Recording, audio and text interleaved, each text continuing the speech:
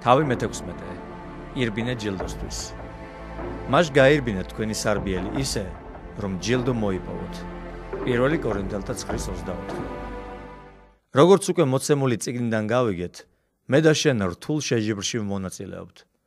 კორინთელთა მიმართ პირველი წერილის თანახმად ეს პირადი რბოლაა.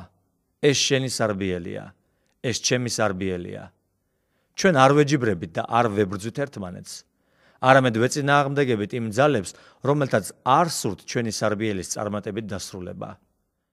მე და შენ ცოდვით დაცემულ წუთის სოფელში ვცხოვრობთ, რომელშიც წინააღმდეგობები გარდაუვალია. ჩვენ ბრძოლაში ვართ ჩართულნი. მეფე იაკობის ბიბლიის ახალი თარგმანი ამბობს, ირბინე ისე, რომ მოიპოვო. ყურადღება მიაქციეთ პავლეს სიტყვებს. ირბინეთ ისე. როგორ უნდა ვირბინოთ? ჩვენი მოვალეობაა შეუპოვრად ვირბინოთ. ებრაელთა მიმართ წერილის ავტორი ამბობს, მოთმინებით გავრიბინოთ ჩვენს წინ მდებარე სარბიელი, 12 თავის პირველი მუხლი. მთელი ჩემი ცხოვრების მანძილზე სპორტს მივდევ. ჩემს მეგობრებს შორის ბევრი სპორტის მოყვარული და პროფესიონალი სპორტსმენია. ისინი, ვინც სპორტს სერიოზულად ეკიდებიან, ბევრს ვარჯიშობენ და რთულ საწვრთნელ პროცესს გადიან. პავლე წერს, ყველა ვინც იღწვის, თავს იკავებს ყველაფრისგან. 1 კორინთელთა 9:25. რატომ იქცევიან ასე სპორტსმენები? მოციქული პასუხობს, ჯილდოს მისაღებად. პროფესიონალი ფეხბურთელისთვის ჯილდო შესაძლოა წარმოადგენდეს მსოფლიო თასი. გოლფის მოთამაშესთვის გოლფის საერთაშორისო ტურნირი. ჰოკეისტისთვის სტენლის თასი. ოლიმპიური სპორტსმენისთვის კი ოლიმპიური ოქრო. ამ სპორტსმენებს გააჩნიათ ხედვა, რაც აძლევთ მოტივაციას. ისინი, ვინც ჯილდოზე ახდენენ კონცენტრირებას, შეუპოვრად აგრძელებენ ვარჯიშს და მოთმინებით იტანენ სირთულეებს, ვიდრე ისინი, რომელთაც არ გააჩნიათ ხედვა და მოტივაცია ჯილდოს მისაღებად. მინახავს ჰოკეის მოთამაშე, რომელმაც კოჭის არეში მოტეხილობა მიიღო. მაგრამ მწვრთნელს ემუდარებოდა სტენლის თასის ტურნირში მონაწილეობა გაეგრძელებინა. მას ფეხის შეხვეული ჰქონდა და ისეთ ტკივილს უძლებდა, რომელთაც სხვა ადამიანი სიარულსაც კი ვერ შეძლებდა. მინახავს ცხვირგატეხილი ფეხბურთელი, რომელიც თამაშს განაგრძობდა. სუპერთასის მიღების სურვილი უფრო დიდი იყო ვიდრე ტკივილი, რომელსაც განიცდიდა. ყველას გვინახავს მსგავსი შემთხვევები სპორტში და არა მარტო სპორტში. ხედვა უდიდესი მოტივატორია. სწორედ ეს გამოარჩევს ამ ადამიანს სხვებისგან. ხედვა მათ ჩემპიონებად აყალიბებს. მხოლოდ ისინი გაუძლებენ ასეთ სირთულეებს, რომელთაც თავიანთი მზერა მთლიანად ჯილდოს მიღებაზე აქვთ გადატანილი. ჩვენ, სასუფეველის ადამიანებმა, რომელნიც ყოველდღიურად ვუპირისპირდებით სატანის ძლიერ დამანგრეველ ლეგიონებს, უნდა ვიცოდეთ, თუ რისთვის ვიბრძვით. რა გვაძლევს ჩვენი სარბიელის ღირსეულად დასრულებისთვის საჭირო მოტივაციას? რატომ არის მნიშვნელოვანი ერთგულად დარჩენა? რაში მდგომარეობს ჩვენთვის ღმერთის შვილებისთვის სიცოცხლის არსი? რატომ არის ღმერთის მიერ ჩვენი წინ დადებული სავალი გზა ესოდენ მნიშვნელოვანი სასუფეველის მთლიანი სურათისთვის? კარგად დაწყება მნიშვნელოვანია, მაგრამ ღმერთისთვის მთავარია ის, თუ როგორი იქნება დასასრული. პავლე მოციქული ამბობს, რომ ამ საკითხზე ჩვენი პასუხი სპორტსმენების პასუხის მსგავსი იქნებოდა. ჩვენ ჯილდოსთვის ვიღწვით. მას ირბინეთ თქვენი სარბიელი, ისე რომ მოიპოვოთ ჯილდო და თქვენი გახადოთ. თავისი ცხოვრების ბოლო წლებში მსგავს სიტყვებს წერს მოციქული იოანე. თავს გაუფრთხილდით, რომ არ დაკარგოთ ის, რისთვისაც ვიღწოდით, არამედ მივიღოთ სრული საზღაური. 2 იოანეს 8 მუხლი. სოლომონმა ვერ მიიღო უმაღლესი ჯილდო, რადგან ვერ შეძლო თავისი სარბიელის წარმატებით დასრულება. მისი მზერა მიზანს ასწდა. კარგად დაწყება მნიშვნელოვანია, მაგრამ ღმერთისთვის მთავარია ის, თუ როგორი იქნება დასასრული. სარბიელის ღირსეულად დასრულება და ჯილდოს მიღება შეუპოვრობას და მოთმინებას მოითხოვს, რასაც მოტივაცია უწყობს ხელს. ასე რომ, ახლა დროა ერთი მნიშვნელოვანი საკითხი დავსვათ. რა არის ის საზღაური, რომლისთვისაც ვიღწვით? ის ჯილდო, რომელზეც გაფრთხილებენ, რომ არ დავკარგოთ? ამ ჯილდოს განხილვა ორ დონეზე შეიძლება. პირველს მოცემულ თავში განვიხილავთ, მეორეს კი მომდევნო თავში. პირველი ჯილდო. პირველი ჯილდო დაკავშირებულია ფაქტთან, რომ ჩვენი ცხოვრების გზა პირდაპირ მიმართულია ღმერთის იმ სახლის მშენებლობისკენ, რომელშიც იგი სამუდამოდ დამკვიდრდება. ღმერთი იშენებს სახლს, არა ჩვეულებრივს, დიდებით სავსეს. ეს არის სახლი, რომელში ცხოვრებაც მას სურდა და ათასობით წლის მანძილზე მისი გეგმები ამ სახლს უკავშირდებოდა და ღმერთი აღბრთოვანებული ამ სახლით. მე და ლიზას წილად გვხვდა პატივი საკუთარი სახლი აგვეშენებინა. 1980-იანი წლების ბოლოს, როდესაც ორლანდოში, ფლორიდის შტატში ვცხოვრობდით, ჩვენთან ცნობილი კერძო სახლების მშენებელი ადამიანი, სახელად რობერტი მოვიდა. მე მიყვარს თქვენი მსახურება, გვითხრა მან და დაამატა. მინდა რომ საკუთარი სახლი აგიშენოთ. იმ დროისთვის ჩვენ ერთი პატარა მოკრძალებული სახლი გქონდა და ვფიქრობდით, რომ რობერტი ახალი სახლის აშენებაში ძალიან დიდ თანხას მოგთხოვდა. როცა ვკითხეთ, რა დაგვიჯდებოდა მშენებლობა, მან გვიპასუხა: ღმერთის ფასად აგიშენებთ. როგორც გაირკვა, მხოლოდ სამშენებლო მასალის ფულს გამოგვართმევდა და საკუთარი შრომისთვის კი არც ერთ ცენტს არ აიღებდა. მე და ლიზა ადრე ორ სახლს ვფლობდით. ორივე მათგანი ძალიან მცირე ზომისა იყო. თავად არასოდეს აგვირჩევია საკუთარი სახლის დიზაინი. ვირჩევდით მარტივს, სტანდარტულს, შეზღუდული სახის მასალებით. არასოდეს ვქონია საშუალება კაპიტალური რემონტი გაგვეკეთებინა. ასე რომ, ასეთი სახლის მშენებლობა სრულიად უცხო პროცესი იყო ჩვენთვის. არ დამავიწყდება ის დღე, როდესაც რობერტი ჩვენ სახლში მოვიდა. ჩვენთან ერთად დაჯდა სამზარეულოს მაგიდასთან. წინ სუფთა ფურცელი დაგვიდო და ენთუზიაზმით გვითხრა: დამიხატეთ თქვენი ოცნების სახლი. ლამის ენა ჩაგვივარდა. ვერასოდეს წარმოგვედგინა, თუ ასეთი რამ მოხდებოდა ჩვენ ცხოვრებაში. ლიზა მაშინვე საქმეს შეუდგა. ისე ხატავდა, გეგონებოდა უკვე დიდი ხანია მოფიქრებული ჰქონდა, თუ როგორი სახლი ექნებოდა. სინამდვილეში ის მართლაც ფიქრობდა ამაზე. მე უფრო ნელა ვხატავდი, რადგან უფრო მეტად სამუშაო ოთახზე და ავტოფარეხზე ვიყავი ორიენტირებული. დანარჩენ დეტალებზე კი ჩემი ცოლი ზრუნავდა. გვიხაროდა და თანდათან ეშხში შევდიოდით იმის გამო, რომ თავად შეგვეძლო საკუთარი სახლის დიზაინის შექმნა და ამ პროცესში არანაირი შეზღუდვა არ არსებობდა. ჩვენს მიერ ფურცელზე დახატული სახლი არქიტექტორებს გადაეგზავნა, რომლებმაც დაამუშავეს და რამდენიმე დღეში ბობმა სახლის ნახაზი წარმოგვიდგინა. მე და ჩემი ცოლი მთელ სამშენებლო პროცესს თვალყურს ვადევნებდით. ყოველ დღე მივდიოდით მშენებლობაზე. ზოგჯერ დღეში ორჯერ გვიწევდა იქ მისვლა. ძალიან გვიხაროდა. მოუთმენლად ველოდით მშენებლობის ერთი ფაზიდან მეორეზე გადასვლას. ბოლო თვეები ძალიან გაიწელა. დღეები კვირებად გვეჩვენებოდა. ერთი სული გქონდა, როდის დასრულდებოდა სახლის მშენებლობა და როდის გადავიდოდით ახალ სახლში. გაოცებული ვიყავით იმით, თუ როგორ ისხამდა ხორცს ჩვენს თვალწინ ფურცელზე დახატული ოცნების სახლი. მჯერა, რომ ის მოლოდინი, რომელსაც ჩვენ განვიცდით, მსგავსია იმ მოლოდინისა, რომელსაც განიცდის ღმერთი თავის საოცნებო სახლთან დაკავშირებით. მაგრამ ის გაცილებით დიდი ხანია ამას ელის. შეიძლება ითქვას, რომ დედამიწის გაჩენის წუთიდან. ჩვენ დედამიწაზე განსაკუთრებულ სახლებს სხვადასხვა სახელებს ვარქმევთ. მაგალითად, ინგლისის დედოფლის სახლს ბუკინგების სასახლე ეწოდება.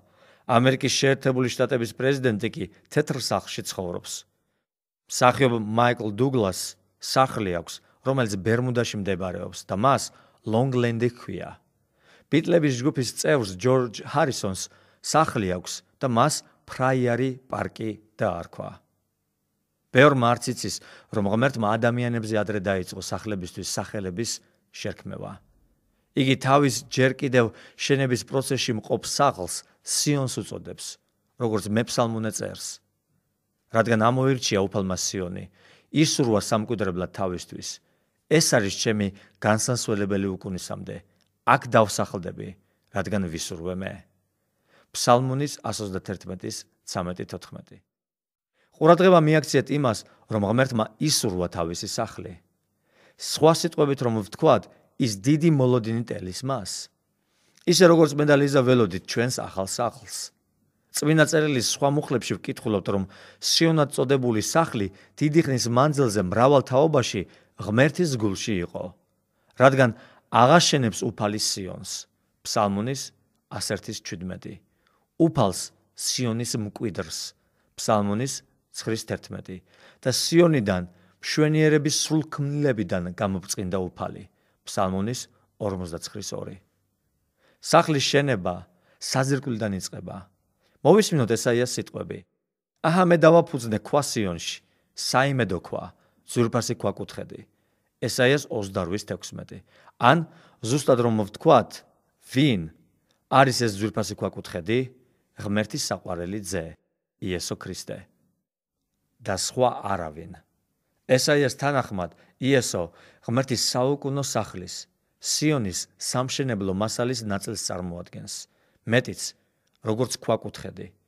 იესო ამ მშენებლობის ყველაზე მნიშვნელოვანი ნაწილია. შემდეგ ღმერთის სიტყვა იუწყება და თქვენც აშენდით, როგორც ცოცხალი ქვები, სულიერ სახლად. 1 პეტრეს 2:5. რა თქმა უნდა, სახლი, რომელზეც პეტრე ლაპარაკობს, არის სიონი. აქ იესოს შესახებ ფიგურალურად არის საუბარი. როგორც ქვაზე და ისევე როგორც ჩვენზე. ჩვენ ცოცხალი ქვები ვართ, ის კი ქვა კუთხედი. იესოსთან ერთად ქრისტიანებიც იმ სახლის საშენ მასალას წარმოადგენენ, რომელსაც ღმერთი საუკუნოდ და სამკვიდრებლად აშენებს. ღმერთი სახლს აშენებს. ის თვითოულ ჩვენთაგანს გვიყენებს ამ საქმეში. მან საძირკველში მოციქულები და წინასწარმეტყველები გამოიყენა. ახლა კი შენ გიყენებს, როგორც რიგით აგურს, ქვას ამ მშენებლობაში, რომლის ქვაკუთხედი ქრისტეა და ყველა დანარჩენი მასზეა დაშენებული. ეს შენობა დღითი დღე იძენს ფორმას, რაზედაც მთელი შენაწევრებული შენობა იზრდება უფალში წმინდა ტაძრად, რომელზეც შენდებით თქვენც ღვთის დასამკვიდრებლად სულში.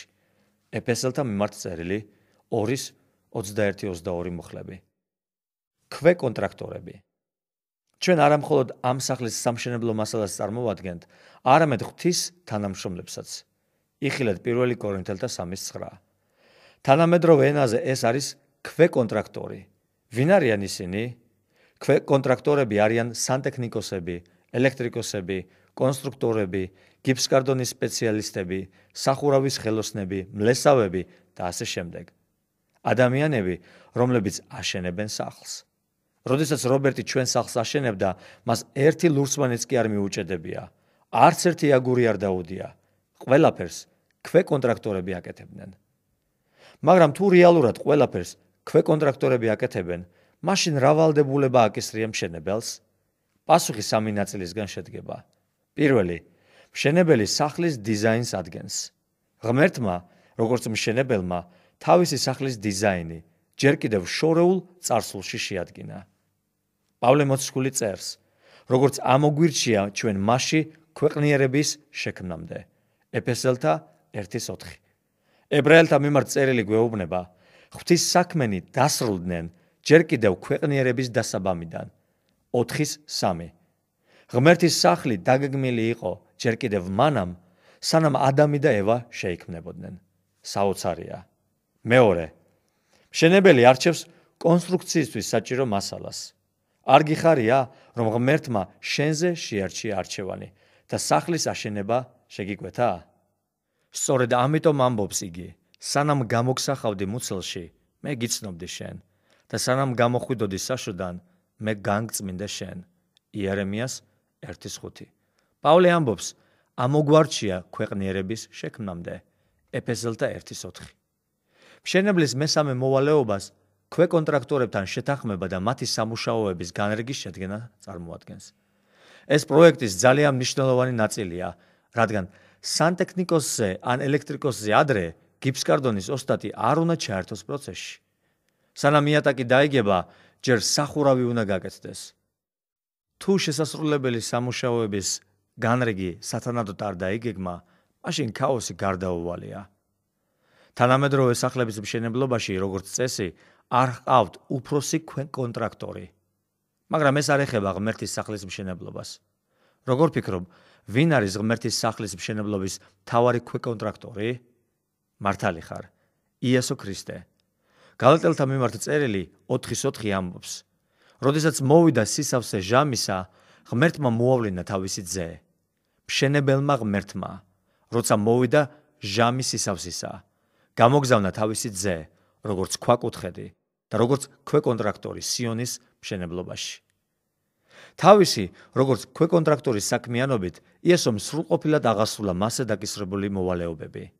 მან საუკეთესოდ დაასრულა თავისი სარბიელი. უკანასკნელის ერობისას მან შეძლო თავმდაბლობი და გაბედულებით ეთქვა თავისი მამისათვის. აღვასრულეს საქმე, რომელიც მომეცი, რომ გამეკეთებინა. იოანეს 17:4. იესომ, როგორც მთავარმა ქვეკონტრაქტორმა დაასრულა თავისი საქმე სიონის მშენებლობაში. ჩვენზე რაღა ვთქვათ?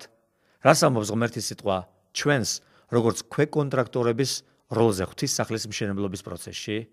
დაწერილია: ვინაიდან მისი ქმნილებანი ვართ, ქრისტე იესოში შექმნილნი კეთილი საქმეებისათვის, რომლებიც წინასწარ გაგვიმზადა ღმერთმა, რათა ამ საქმეებით ვიაროთ. ეფესელთა 2:10. ყურადღება მიაქციეთ იმას, რომ ჩვენ ქრისტეში კეთილი საქმეებისთვის ვართ შექმნილნი. სხვა სიტყვებით რომ ვთქვათ, ჩვენ არ შეგქმნეს იმისთვის, რომ უბრალოდ ვიღაცა ვიყოთ. ჩვენ რაღაც უნდა ვაკეთოთ ქრისტეში. ყურადღება მიაქციეთ. ბოლო წლებში ეკლესიებში ბალანსია დარღვეული ამ საკითხის შესახებ სწავლებაში. ჩვენ ხაზგასმით აღვნიშნავთ იმას, რომ ვინ ვართ ქრისტეში, რაც ფრიად მნიშვნელოვანია. მაგრამ ამას ვაკეთებთ იმის უგულებელყოფის ხარჯზე, რომ ჩვენ შექმნილნი ვართ ქრისტეში, რათა ვაკეთოთ. ამ ბალანსის დარღვევამ ორი მთავარი პრობლემა წარმოქმნა. პირველი, ამან დასავლეთის ეკლესია ლეთარგიულ მდგომარეობაში ჩააგდო. ეკლესიის წევრთა უმრავლესობა მსახურებას კვირაში ერთხელ ესწრება. ბევრი კი ერთხელაც არა. ჩვენ მთლიანად მსახურებაზე ვართ გადართულები. ვცდილობთ კარგი საცხოვრებელი პირობები შევიქმნათ. შევიძინოთ თანამედროვე ნივთები, გადავიხადოთ გადასახადები, აღზრდოთ ბავშვები, დავზოგოთ ფული მათი განათლებისთვის და საპენსიო ასაკს მომზადებულები შევხვდეთ. ეს ყველაფერი ჩვენი მოტივაცია ხდება იმის ნაცვლად, რომ მთელი ძალისხმევა ღვთის მიერ ჩვენთვის დაკისრებული მოვალეობის შესრულებას მოვანდომოთ. ბევრმა ჩვენთაგანმა არც კი იცის, რომ მარადიული მნიშვნელობის საქმე გვაქვს შესასრულებელი. დაფიქრდით ამაზე. როგორ იტყოდა პავლე, განვლი ასპარეზი, მეორე ტიმოთეს 2:7, თუ მას თავისი გასავლელი გზა არ ეცოდინებოდა? მოდით განმარტავ. დიდ მანძილზე, მარათონში თუ მიგიღია მონაწილეობა, გეცოდინება, რომ შეჯიბრის დაწყებამდე მონაწილეები წინასწარ სწავლობენ მარშრუტს, მათთვის მიცემული რუკების მეშვეობით.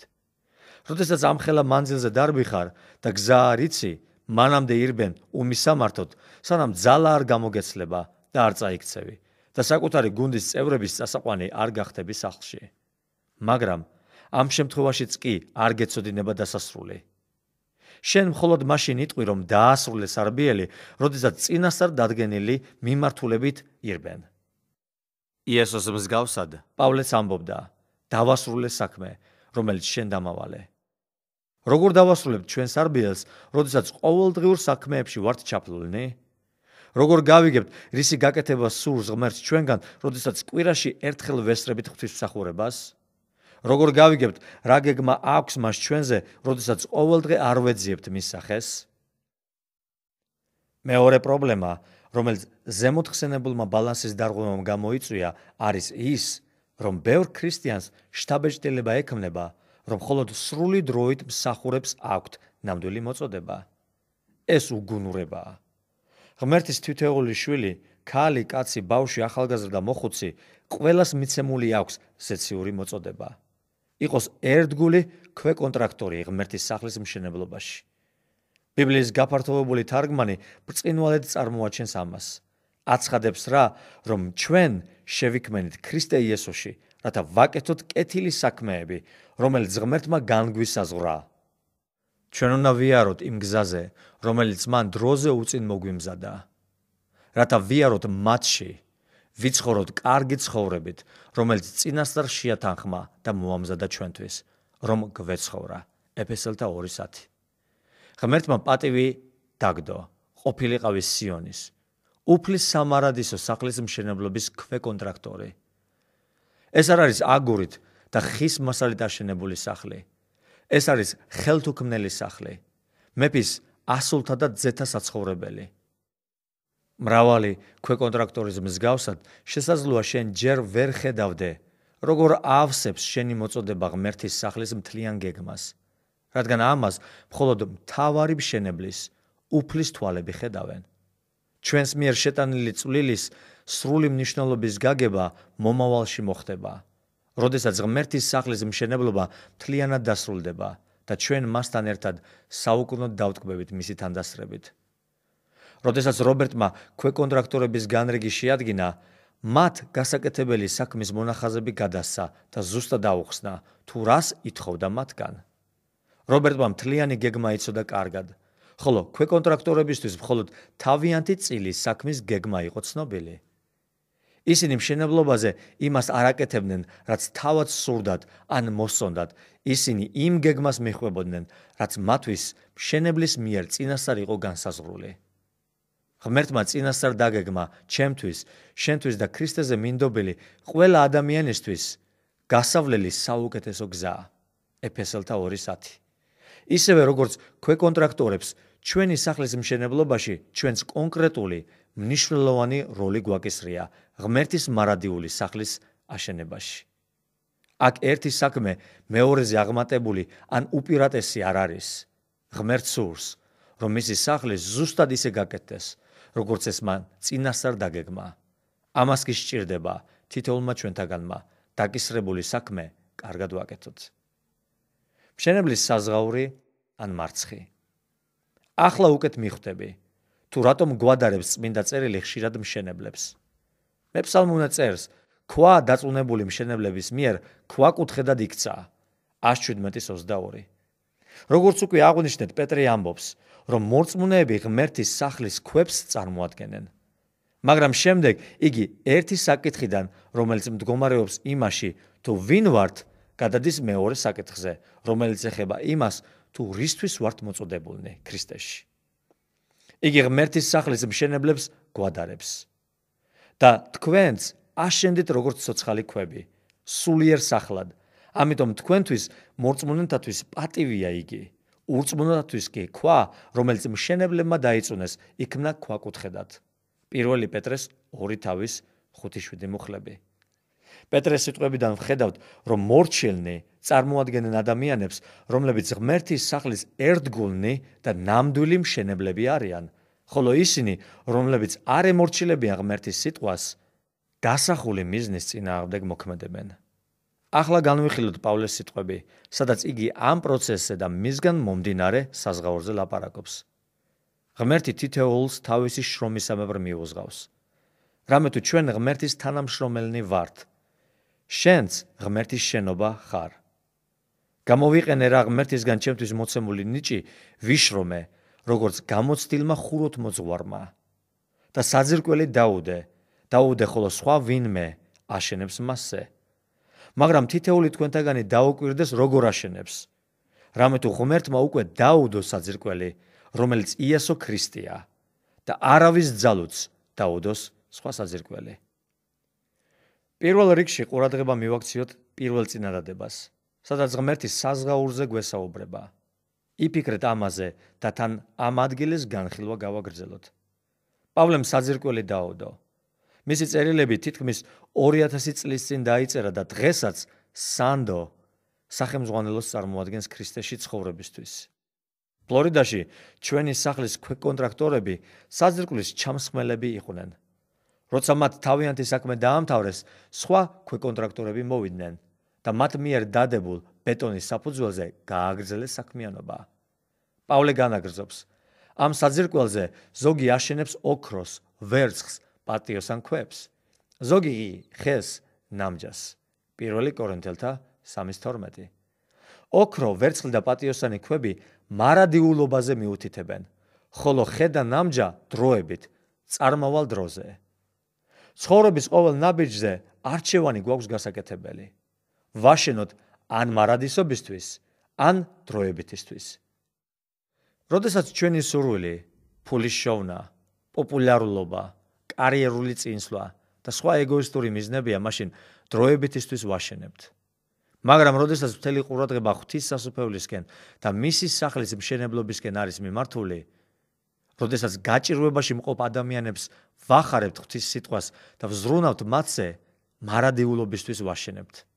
პავლე აგრძელებს, თითოეული საქმე გამომჟღავნდება, ვინაიდან დღე გამოაჩენს, რადგან ის ცეცხლით გამოიცდება და თითოეულ საქმეს, როგორც არის, ცეცხლი გამოცდის.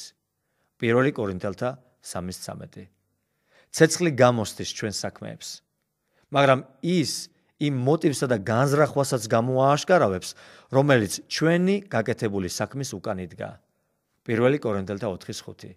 ცეცხლი ხეს, ბალახს და ნამჯას შთანთქავს, მაგრამ ოქროს, ვერცხლს ან ძვირფას ქვებს განწმენს და უფრო მშვენიერს გახდეს. გამოიცდება და გადახალისდება. მაშასადამე, როგორი იქნება შედეგი? ვისი დაშენებულიც გაძლებს, ის მიიღებს საზღაურს. ვისი საქმეებიც დაიწვება, ის იზარალებს, თვითონ კი გადარჩება, მაგრამ როგორც ცეცხლისაგან. 1 კორინთელთა 3:14-15 მუხლები. აღსანიშნავია ის, რომ შენ, როგორც მშენებელი, საზღაურს მაშინ მიიღებ, თუ სარბიელს კარგად დაასრულებ. მაგრამ თუ საქმეს ღმერთის სიტყვის შესაბამისად არ აკეთებ, მოტივები ეგოისტურია. ურჩი ან ამაყი ხარ. მაშინ შენი საქმეები დაიწვება. შენ, როგორც ქრისტეს მორწმუნე, ზეცაში კი შეძლებ შესვლას, მაგრამ გაწეული საქმიანობისათვის საზღაურს ვერ მიიღებ. ეს მკაცრი სიტყვები გაფრთხილება ყველა ჩვენთაგანისათვის. ვაგრძელებთ რა ამ დიდებული სიტყვების განხილვას, უნდა გვახსოვდეს, რომ პავლე მოციქული ერთ ადამიანს კი არ მიმართავს, არამედ მთელ ეკლესიას. ნუ თუ არ იცით, რომ ღვთის ტაძარი ხართ და ღვთის სული ცოცხლობს თქვენში, თუ ვინმე დააზიანებს ღვთის ტაძარს, ღმერთი დააზიანებს მას, რადგან წმინდა ღვთის ტაძარი და ეს თქვენ ხართ. 1 კორინთელთა 3:16-18. კვლავაც მკაცრი სიტყვები. ამან წმინდა შიში უნდა წარმოშვას ყველა იმ ადამიანში, რომელიც არასწორად ეპყრობა ღვთის სახლს, ქრისტეს საპატარძლოს, ეკლესიას. გაფრთხილებად მიიღეს ნებისმიერ ღმერთის პატარა ქვასთან არასწორ მოპყრობის დროს, ან რასაც ჩვენ წმინდათა შორის ყველაზე უმცირეს ვუწოდებთ. ქვეკონტრაქტორის საზღაური. პავლე ამბობს, ნურავინ იცდუნებთ თავს. 1 კორინთელთა 3:18. სამწუხაროდ ბევრმა ქრისტიანმა კარგად ვერ დაასრულა დაკისრებული საქმე, რადგან საკუთარ სარგებელს ეძებდა. მათ თავი დაანებეს ღმერთის დიდების სახლის მშენებლობას და დროებით წარმავალ დიდებას გამოედევნენ. ცდილობდნენ ხალხის მოწონება დაემსახურებინათ და ამ ქვეყნიურმა სიმდიდრემ გაიტაცა, რომელიც სიმდიდრეც ცეცხლისთვის არის განწირული. თავს ნუ იცდუნებ, ყურადღებით იყავი. შენ დავალება გაქვს ქრისტეში შესასრულებელი. ეს საქმე ღმერთის წინასწარ განსაზღვრული ღმერთის მიხედვით უნდა შესრულდეს. წინააღმდეგ შემთხვევაში წაგერთმევა. პავლეს სიტყვები სწორედ ამ მნიშვნელოვან საკითხს უსვამს ხაზს. დაეყოლა დურგალმა ყურადღება მიაქციოს იმას, რომ უკვე დადებულ საძირკველზე აშენოს. გახსოვდეთ, რომ მხოლოდ ერთი საძირკველი არსებობს და ეს არის იესო ქრისტე. განსაკუთრებული ყურადღება მიაქციე საშენი მასალების შერჩევას, რადგან ბოლოს ამ მასალების ვარგისიანობა უნდა შემოწმდეს. თუ კი იაფასიან მასალებს გამოიყენებ, ეს მაშინ აღმოჩნდება. შემოწმება ყველა წვრილმანს ჩაუტარდება. თუ შენს მიერ ჩატარებული საქმე შემოწმებას გაუძლებს, ეს კარგია, მაგრამ თუ ეს ასე არ მოხდა, შენობა დაინგრევა და ხელახლა აშენდება. თვითონ კი გადარჩება, მაგრამ როგორც ცეცხლისაგან. 1 კორინთელთა 3:10-15. თუ ჩვენი შესრულებული საქმე ღმერთის სტანდარტების შემოწმებას ვერ გაუძლებს, ის ნაწილი დაინგრევა და ხელახლა დაიწყება მისი აშენება. არავის აქვს სურვილი, რომ მისი განაკეთებელი საქმე გააუქმონ და ხელახლა სხვას გააკეთებინონ. განსაკუთრებით მაშინ, როცა ეს საქმე სამყაროს შემოქმედისთვის კეთდება. მახსოვს, ჩვენი სახლის მშენებლობისას ერთმა ქვეკონტრაქტორმა კარგად ვერ შეასრულა თავისი მოვალეობა. გაკეთებული საქმე არ იყო რობერტის ნახაზების მიხედვით შესრულებული.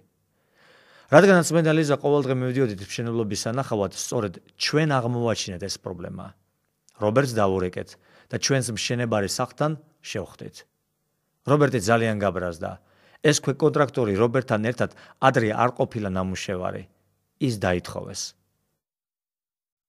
ამ კაცმა დაკარგა თავისი საზღაური. მან არა მხოლოდ ხელფასი დაკარგა, არამედ შანსი იმისა, რომ ჩვენი მშვენიერი სახლის მშენებლობაში მიეღო მონაწილეობა. რობერტმა სხვა ქვეკონტრაქტორი მოეყვანა, რომელმაც ზუსტად რობერტის დავალების მიხედვით შეასრულა დაკისრებული ვალდებულება. ამ ახალმა ქვეკონტრაქტორმა ხელფასიც მიიღო და ჩვენი მშვენიერი სახლის შენებაში მონაწილეობის პატივიც ხვდა წილად. წმინდა წერილში ვხედავთ, რომ ეს პრინციპები ფრიად მნიშვნელოვანია ღმერთის სახლის მშენებლობაში. იქნებიან ადამიანები, რომელთა დროები, სამუშაო ან მთელი ცხოვრების მანძილზე გაწეული შრომა ვერ გაუძლებს შემოწმებას. ის მოიშლება და ვეღარ იქნება საუკუნო სახლის შემადგენელი ნაწილი.